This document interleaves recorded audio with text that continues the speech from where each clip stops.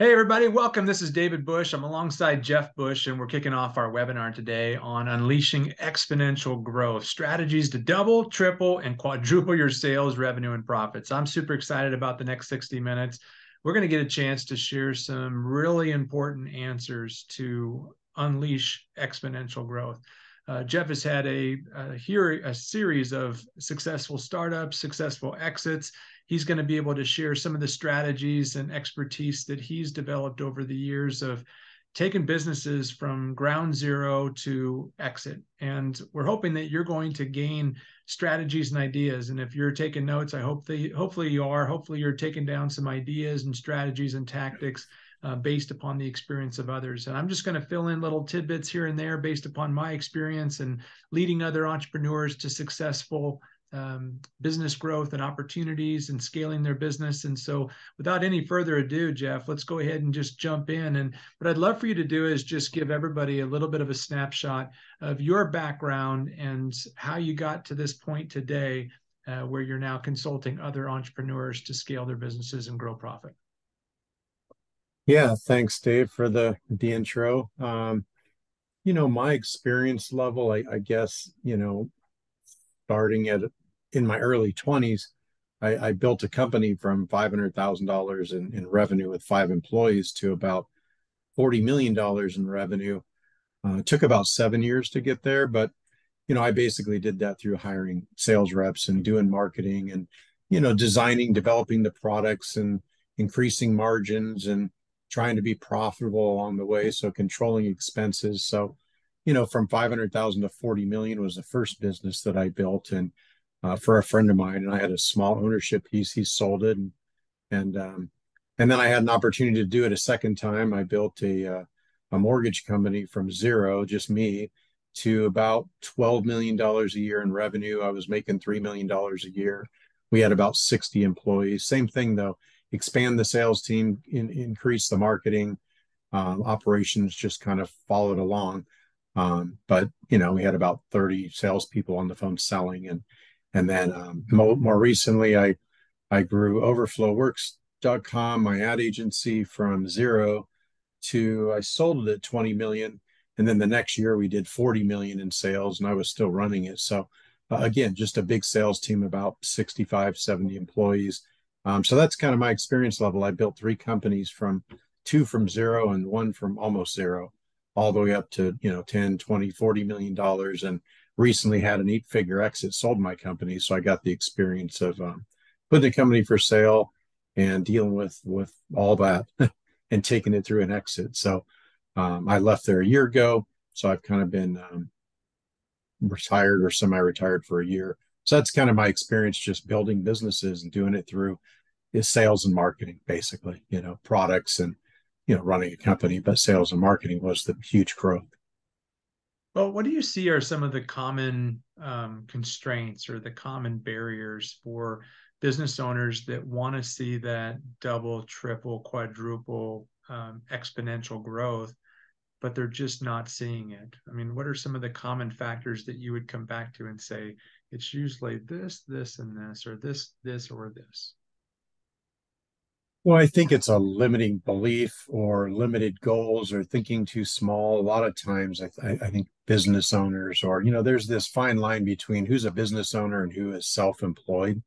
If you're self-employed and let's say you own a plumbing company and you're driving around in a truck all day doing the work yourself, maybe you have $1 million business making 200 grand a year, but you're doing all the work. So that's self-employed. It's not really a business that operates without you. So I think a lot of the challenge is just, if you are that, plumbing business, or you do, mini blinds, so, home improvement or a real estate company, and you're doing it all yourself, there's just no way to duplicate if you're limiting yourself to just you or you and a couple of assistants. You have to grow a team. You have to have employees. You have to duplicate, and you have to have some pretty big goals. So if you're doing 1 million a year, making 200 grand, and you're comfortable and you're happy, then it's not. So setting a goal to be a 10 or $20 million business and then having a plan to get there. So I think people lack maybe the planning, the goal setting, the big dreams that are going to take them into true business ownership, where they have an asset that they could sell someday. or have a business that makes them money even when they're not there working. They're not necessary. You don't have to be there. Your business is making money and sending you a check every month, and you're not having to really be there and do it and run it. So true business, right? Yeah. And we do have a lot of people that are in that decision-making mode of, do they really want to go through the risks of scaling up and going through the sacrifices and the investing? Because it does, it takes time, it takes effort, it takes money. And to do that, they're going to have a process or a system to do it. And there's definitely some fear, right? There's fear of failure, there's fear of messing up what they already have. And we've talked about coming up with these 6 steps to success, where we're helping people to currently assess where they're at, assess their opportunities, and then move them to the idea of creating a better business plan that helps them to refine their strategies and tactics of how they're going to scale, and then developing a marketing plan that works successfully and works consistently, that's being tweaked and improved on a regular basis, and then leveling up those sales, understanding what it's going to take to grow sales in terms of staffing, in terms of marketing, to continue to provide good quality leads. And then knowing that leadership is going to have to grow. To grow a business 2, 3, 4 times its size or more, you have to grow to that level yourself as a leader. Because if your business outgrows your own personal and professional development, you're going to end up having a contraction where you're going to get small again, because you have to become that leader to run that type of organization. So let's jump right in and talk a little bit more about kind of assessing strengths and opportunities and barriers that we face. If you were looking at a business today, Jeff, and you were thinking or having a conversation with a business owner, and they're saying, Jeff, I want to scale my business, I want to grow profits. What are some of the things that you're looking for on whether or not this person has the capacity to grow and to do the things that they say that they want to do? Anything come to mind? Yeah, I guess the first thing is just the bandwidth to make sure that they have the time to invest in the business. If they've got a business where they're only working 20 hours a week and they don't want to put the time in, we're going to go in, and first thing we're going to do is start growing sales. We're going to start interviewing and hiring and putting in a marketing plan to drive more leads into the business and training. And, it's going to be a full-time job, right? So make sure somebody's ready to invest. I mean, I built all my businesses working 4 days a week, Monday through Thursday. I probably put 10 hours in. So I was working 40 hours a week, but only 4 days a week. So it wasn't like I was working Fridays and weekends. And I was answering emails probably late at night and just keeping up with emails and little things coming up. But make sure that they're committed to put some time in, right? It's going to take a little bit of time, maybe 40 hours a week, maybe 50 or 60 hours for maybe the first year that's hard, where you're trying to double revenue and double profits and still make a good income out of your business. So I think, the time commitment, and then, being on board with the goals, setting the goals of where this thing's going to go over the next, I'm looking at a 5-year plan. What's our goal for 1 year, 2, 3, 4, and I'm basically looking at 5 years out. That's how long it seems to take for me to take a business from zero to 10 million, where you're making a couple $1 million a year and you have something you could sell and you have an asset, a real business operating where you don't have to be there every day. It seems like each one of those businesses took me about 5 years, so make sure somebody's dedicated to put that plan together, or hire someone else, put them in there to execute the plan. Yeah. Well, there's obviously capital requirements to growing, and we've kind of used this idea of climbing a mountain as an analogy, and it is an investment. It is a risk. It is something that you are going to be on a journey to create. What kind of capital requirements are necessary to scale a business? I mean, you did it on more of a startup and a bootstrap type of a strategy. Can other people replicate that same success, or are they going to need some funding before they can scale? I think every business is going to be a little different. I mean, what I look at is trying to find a business with fat enough margins, big profit margins, where, if I increase sales by $500,000 and I'm at a 50% margin, that's $250,000 in gross profit. That should be able to hire a sales team, pay for the marketing, and increase revenue enough to where you could still pull a salary out of the business. So you don't have to like go borrow money. I mean, I'm not real big I never raised capital at any of my companies. So forgot about the fourth one that I'm building right now, right? I've got this wedding venue that I bought that did $50,000 worth of weddings when I bought it. And we did $1 million worth of weddings last year, and I'm trying to get to 2 million this year. So I'm in kind of the tough spot right now, like the first couple of years of building, hiring salespeople, doing marketing. But I've never had to borrow money or get investors. I just had enough business coming in at a fat enough margin where the business, I just had to reinvest the profits. So I didn't have to go get outside capital. I mean, some people have to, if depending on what they're building, doing, how fast they're trying to grow. I just chose to, I want to own 100% of my company. And I didn't give up, percentage of equity just for a partner to come loan me money. So I was able to do it internally. So Yeah. Well, let's talk a little bit about business planning. And I know that you're not of the kind that likes to create a business plan that's more of like a formal plan that you're using for, presentations to a bank and things of that nature. You have kind of a scorecard business plan where you identify some targets, some milestones, and some goals, and you have some, research that you've done on your pricing and your margins and your profit of what you want to create, and then you just leverage that scorecard on a daily basis. Talk a little bit more about the importance of that business planning and scorecard process to help you to scale. yeah, if you don't know where you're going, it's going to be really hard to get there. I mean, so we have to have a goal on business planning for a revenue target, a margin target, an expense target, and a profit target. Just simple, four things. If you're doing a million revenue right now and you're making 500,000 in gross profit, 50%, and your expenses are $300,000, so your net profit's 200,000. We need to set the goal. Is it going to be 10 million, 20 million, 50 million, 100 million over the next 1 to 5 years? What's the revenue goal? And how can we maybe tweak and increase the margins a little bit through, volume purchasing or, adding on some products that are like higher margin, more added value. Um, so yeah, my business plan is basically just set a goal and then work backwards into the number. If right now I have one salesperson selling $1 million a year and I want to get to 10, pretty simple. I need 10 salespeople. If So we look at headcount, we look at sales, and then what lead generation can we do to make it easier for the salespeople to sell? I'm big on lead gen. I want to do email marketing, Google, pay-per-click, all digital, telemarketing, direct mail. We do a little bit of everything to grow, get more leads in the door, make it a little easier for the salespeople to sell. So yeah, the scorecard's kind of a weekly thing. If here's how much activity we have to do to generate one sale. So we're monitoring activity every week, and the scorecard we're plugging it in just to see if we're on track or off track.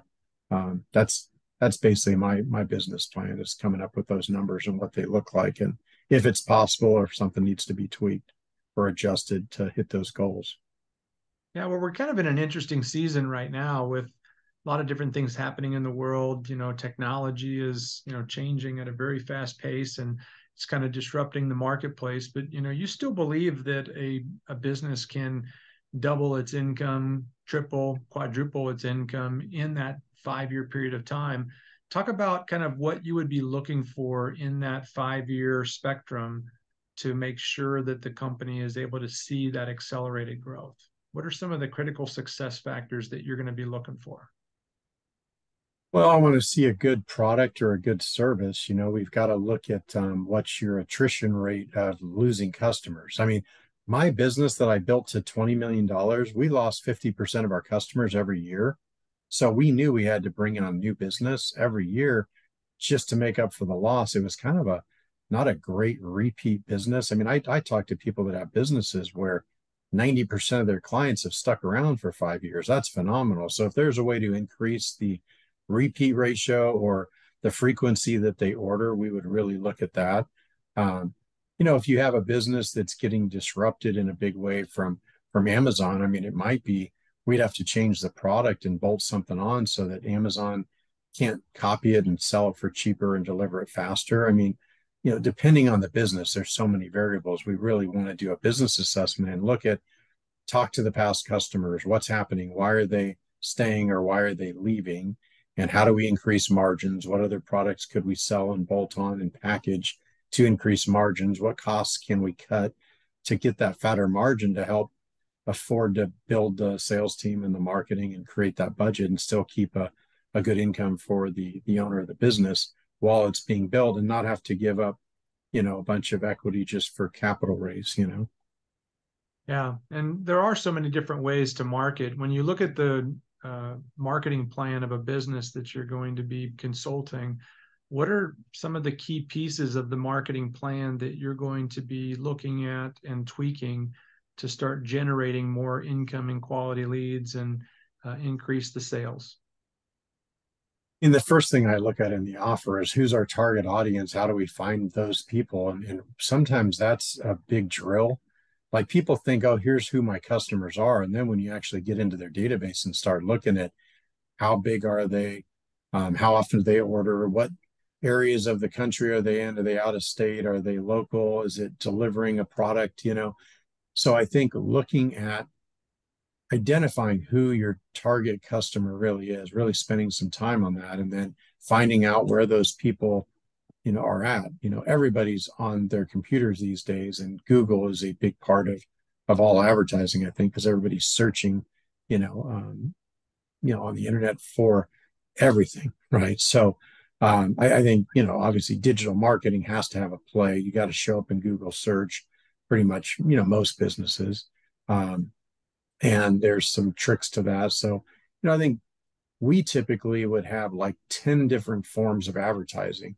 We would just throw, $1,000 a month into 10 different things and go spend 10 grand a month and then sit back 30 days later and say which one worked.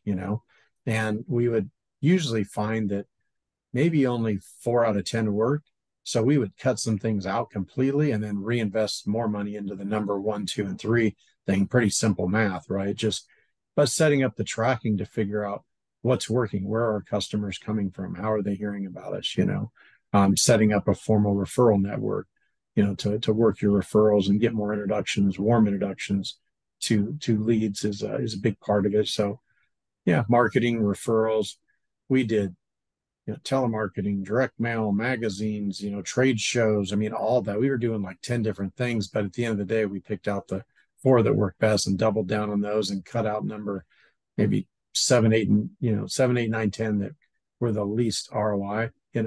We're always testing things. So Well, you had a background in the marketing agency area of expertise where a lot of business owners don't have a lot of that experience. So what are some of the things that you are looking to transfer to that business owner or to awaken in that business owner so that they can become more self-sufficient in running ads and understanding the way to write an offer that's very attractive? Is that something that you're consulting them on, or is that something that you're directing them to courses or information? What's the best way for a business owner to improve their marketing skills?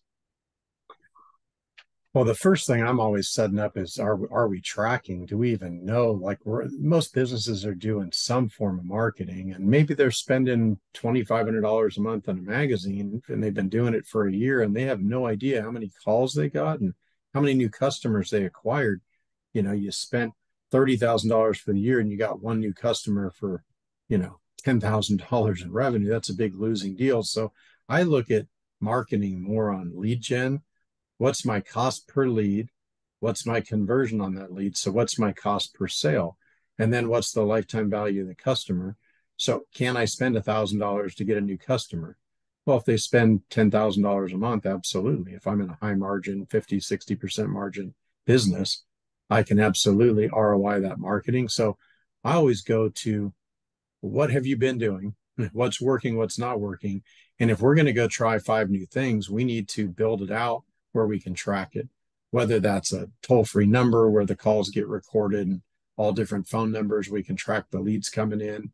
And we got to track the conversions. Most people track leads, but they have no idea what their conversion is because that's harder. So I've got some pretty good systems that I've built over the last 20 years of building businesses that tracks leads and does like an ROI report. I'm still pretty big on Excel. I can say how many leads came in, Where were all the lead sources? What did we spend per lead? And where were the conversions, you know? So Mhm. that's a big part, I think, of marketing when you're doing lead generation, actual, lead marketing, not branding, just going on television and trying to promote the brand and not thinking about that investment of money, what it's going to bring back immediately. I don't like long-term branding, big deals where I have no idea if it's going to work, when it's going to work, and there's no trackability. I don't really believe in any of that. So I like to do small, very targeted things that I can judge the ROI instantly. Yeah, and I know you're big on sales. So, building a high performance team, making sure that they're adequately trained, that you have a good system for lead flow, follow up, conversion, tracking, and then you're really big on maximizing growth by measuring the numbers. So, talk a little bit more about how your methods or sales training consulting helps a business owner to scale their business. Yeah, if I was to rank myself as a CEO, I mean, I've had success in business starting and growing and selling. And, I'm probably like a 7 out of 10 as a CEO, but I'm a 9 out of 10 as far as a sales manager. That was always what I was really good at. And I think that helped me in building my businesses because I built all of them by growing sales. More people selling meant more revenue. I mean, it's not that hard to figure it out. I'm going to duplicate myself. I'm selling $1 million a year worth of business. I got to go get 10 or 20 more salespeople. So I built sales organizations of 10, 20, 30, 40. I think the most salespeople I ever had was 40. And we were doing $40 million a year. They were all selling $1 million a piece. I mean, yeah, Sally's selling 200,000 and then Johnny's selling 2 million, but it was just always an average, right? So I just have a lot of systems in place. How do you hire salespeople? How do you run the ads? How do you do the interviews? Disc personality profiling. Certain salespeople just have a tendency to be able to sell and different products. One personality is really good working a trade show booth. They're very extroverted, pulling people into the booth and signing them up. And then other people are more introverted and maybe making outbound calls, whether it's cold calling, telemarketing. Some are more technical on LinkedIn and using technology to reach out to the big customers. And so again, depending on the product, if you're selling a CRM software to CTOs around the country, that's a lot different than selling, advertising to the CMO of a smaller company. So we'd have different approaches and we'd hire different salespeople based on what the product is and what the selling style would be. We'd have to kind of create that. And again, we're going to look at how do we do it to get to this point. We're not really working with too many startups. Most of these clients we have are $1 million a year plus businesses, 1 to 10 million. So look at what they've done. Come up with a system to hire salespeople. I used to love to go interview and hire and start 5 people at a time because 5 people would get in a room and they'd all kind of motivate each other. And there was always this competitiveness of who was going to be on top and first place, second place. I mean, I believe in all that staff rankings and quotas and putting all that together and showing them a plan where they can go from making, $60,000 a year to making 2 or 300,000. That was always, I was just as busy selling the sales reps on coming to work for me as I was selling the customers on behind my products. So I think there's an art and science to that. And once you get 10 salespeople, you really need a manager. You can't really manage all that yourself. You might be able to manage the first 5, but when you go from 5 to 10, we got to think about who are we going to promote to be the manager that can hold these people accountable and make sure they're hitting their numbers and they're doing the activity level that it takes to succeed. So So let's talk a sales little and bit about that hiring process and retention and some of those things, recruiting top producers over. I mean, what's your philosophy on expanding a sales team? Is it going out there and finding proven producers at competitors and recruiting them over? Is it training up new people that have not necessarily been in the industry and training them from the ground up? What's the best strategy? Yeah, I don't know if I could answer what the best strategy is because I know both ways work. I've seen people go recruit the top 10 agents in the area and just quadruple their business overnight in revenue just by going out and recruiting the top producers. So I think that works.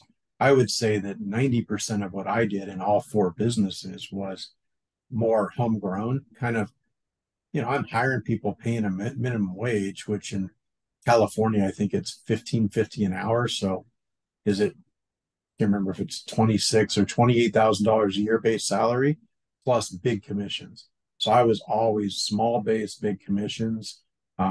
So comp plan was important on designing that. But, I couldn't get top producers pull them over from another company for $26,000 a year salary. I mean, it was too small. So I just did it more homegrown, and I had like a training program and had scripts written out, and did a lot of weekly sales meetings, so training and that took a little bit more time, a little slower growth, but again, it didn't cost me a lot of money, and I didn't have a big investment in the salespeople up front. That's just the way I did it. That's Yeah. probably the way I would do it for somebody else, unless there's a easier, faster way. I mean, I'm open. I've got recruiters and people that can go pick off the top talent, but you know, you pick them off from somebody else, somebody takes them from you. That it just didn't seem to work that well for me. But I know that both ways work. We'd probably look at the business and analyze that and come up with what's our plan to go from two salespeople to 20. That's a big jump, right? Where are we going to put them, right? Nowadays, are they working from home? If they're working from home, do we have them on Salesforce and dialers and tracking all their activity and monitoring their computer screen to make sure they're working and tracking hours? Because nowadays in California, labor laws, all the overtime lawsuits, you got to track their hours. So that gets into some HR stuff that is really important to stay in compliance. So when you finally do make $2 million your big year, you don't pay $1 million, fine and lawsuit for overtime wages. There's issues there. So staying in compliance, you got some legal stuff we have to do in HR. Um, So so when you trained your staff, did you have kind of like a training calendar that you worked off of, or did you just work off of, what was the most important thing that week or that month? I mean, how did you organize training for your staff? most recently when I onboard an employee, I'd probably take and train them 4 hours a day for 2 weeks. So 4 hours of training and then 4 hours of get on the phone and start making some phone calls or watch some presentations. I had a video library of a bunch of presentations. I started recording presentations we did to clients and they could watch them online. So it's probably 2 hours of live training and 2 hours of watching videos that were actually here's the product we presented, listen to the objections, listen to how our top salespeople overcame the objections. So I had a pretty good video library, but my sales manager could train for 2 hours a day pretty easily, carve out the calendar and onboard salespeople. And we were hiring 2 to 4 salespeople every month because we had attrition. We probably lost 50% of the salespeople we hired, and we just prepared for that. That was part of the plan. That was the number. We did our best, but not everybody wants to work, and not everybody's good in sales, and so we did our best to hire the best we could, but we still had attrition, and that's just part of the game. If we're needing to add 4 salespeople, we might hire 6, knowing 2 weren't going to make it. That was just always part of the plan. Let's move on to leadership and talk a little bit about, I know that you're a big fan of personal and professional growth. It's just obvious by the office filled with books behind you. But, when it comes down to scaling a business and growing profit, it's not just about adding more people. There is something about adding more skills, more leadership capacity so that you can handle a large organization. What were some of the shifts that you had to make as you went from being self-employed to being business owner? I mean, I think some CEOs are more visionary. They cast a vision, and some are more integrators, just doing the daily work. That's one thing we'll probably do as we work with some of the CEOs of these companies is find out, are they more visionary, keep them in the vision and developing the products, or are they more, um, working in the day-to-day business like the implementer? Because usually you're one or the other. I took the test and I'm kind of a rare one where I have both. I can do some vision, some implementing, but most times somebody leads to one place or the other. So if they're the visionary, they might not be the best implementer to do the daily work and hold people accountable to the numbers. Um, so yeah, I think figuring out who's the leader and what are they good at, and if they're not good at implementing, we need an implementer. We might have to hire a manager that's going to implement the plan. Um, so I just started thinking so deep about implementer visionary because going back to my training and testing I did, I kind of forgot the questions. Can you say that question one more time? I Yeah, feel just like I looking hear it at all. the leadership growth that needs to Oh, take place. growing the leaders. Yeah. I mean, yeah, leadership training. All my managers were always reading books and I was taking them to seminars, on leadership. I mean, I loved, John Maxwell, one of my favorite leaders out there. Um, you know, so attending seminars, doing training, the 1 Minute Manager, that book, small little books that taught them the 1 minute reprimand, the 1 minute praise, if you're just a browbeater all the time and you never praise people. So we did a lot of recognition and recognizing salespeople was pretty important. So teaching the managers just how to manage and deal with people. And, you know, I had core values at the company. I remember one of them was innovation, one of them was integrity, and the other one was invested. It was the triple I's. I had three core values. So during the interview, we'd kind of ask them about, whether they, felt like they had integrity, and the innovation and whether they'd be invested in the job and take it serious. So we were always looking to hire people that would kind of share the core values, maybe not all of them, but the integrity one was important. If they were lying, cheating, fraud, you're gone. That just didn't fit with our culture. And when you start building a company, your team starts to recognize whether you're allowing bad people into the company or good people that kind of fit our culture. Because you got to promote teamwork and that's part of leadership, right? Teamwork and getting people to work together, which is hard. Put 20 salespeople in a building. It would be tough at times.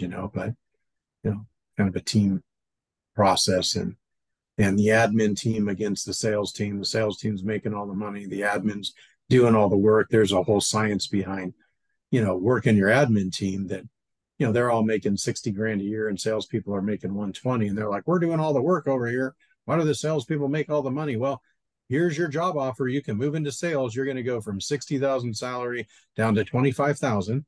And it's going to take you 6 months just to get back to what you're making in commissions. Do you want to do that? Because the job, it's open.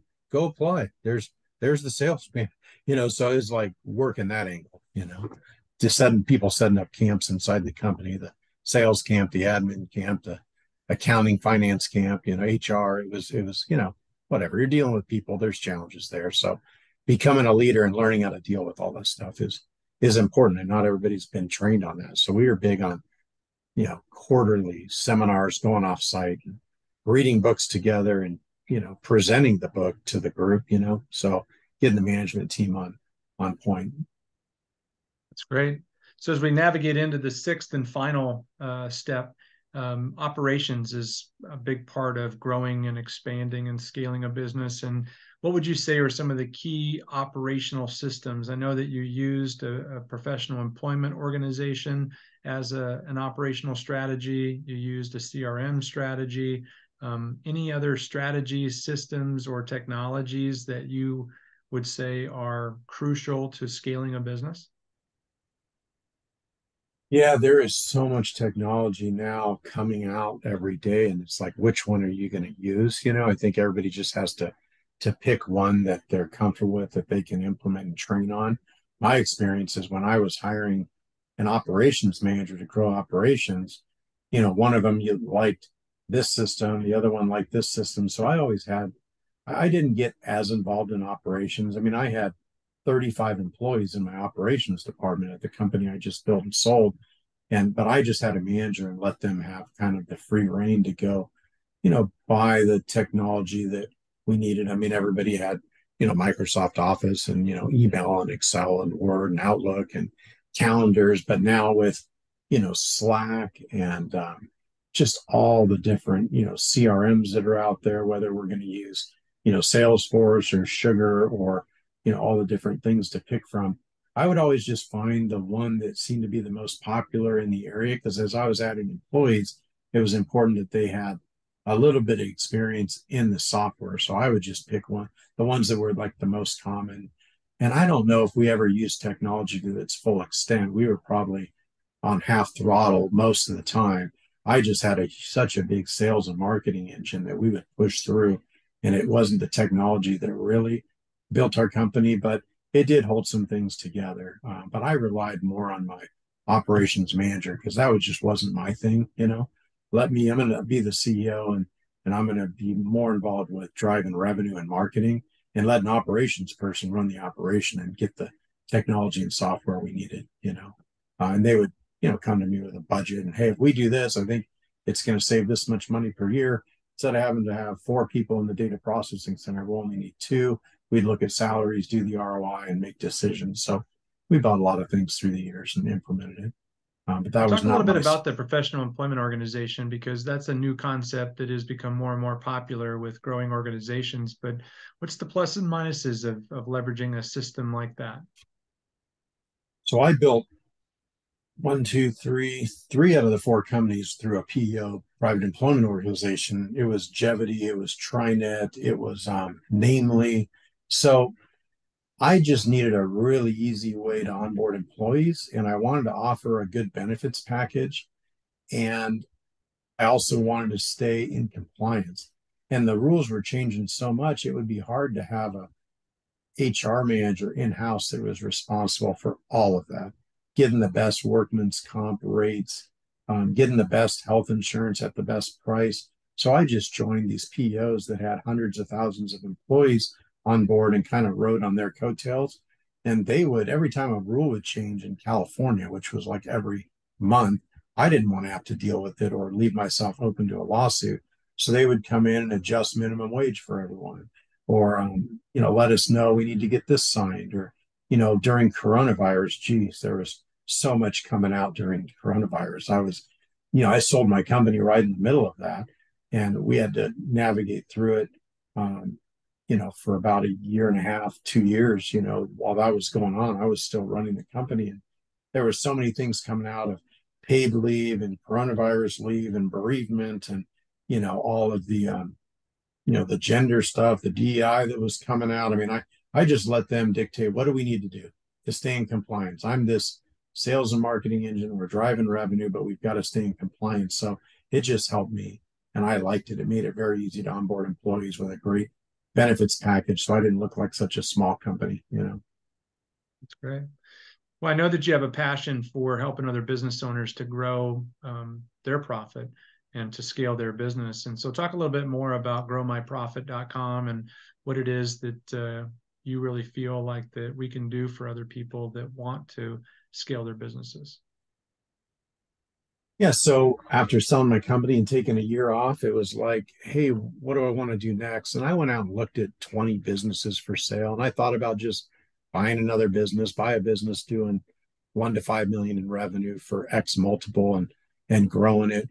But then I'm back involved with one company and I'm 100% on one thing. I just always had this dream of like having, a handful of companies that I could help spend, a couple hours a week, maybe 10 hours a month with maybe 4 or 5 different companies in different industries. Because all these things that I've learned through the years, I've done it business to consumer twice and business to business twice in 3 completely different industries: advertising, and then mortgages, and now a wedding venue. And all of these things that I do seem to work in almost every business, probably 90% of them.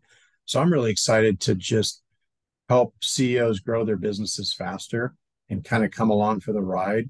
And my goal is that we take a small percentage of ownership and don't charge much up in upfront fees. Just give us a little piece of ownership and let us help grow your business from $1 million to 20 million and have a big exit, or have a big income revenue, like net earnings income, to where these business owners can have a life again.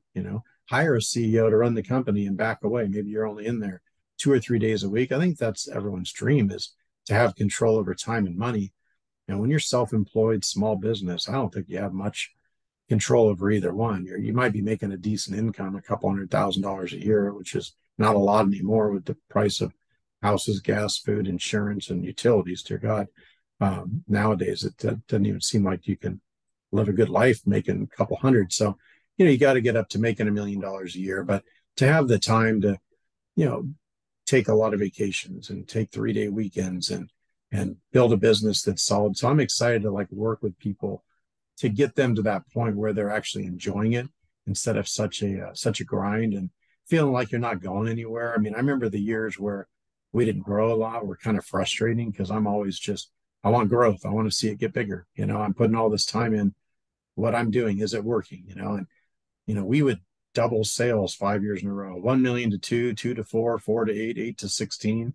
It was fun when you're doubling sales and it's growing, and all the people around you are kind of seeing this business grow, and the people who started with you kind of watching it get bigger. It's just kind of exciting. If you're flat or declining, it's just not much fun. Doesn't seem like much of a future. As we were growing, there was so many positions that opened up where there was people that started at the company making 30,000 a year that got to 60 and 80, and seeing their incomes go up when the company was driving more revenue and earnings. So to be involved with a handful of companies that we can help grow faster, and with all these tools, everything I've learned, all the shortcuts over 25, 30 years, I just think we have a lot to offer, and it'd be exciting to partner with some business owners, CEOs to get this done.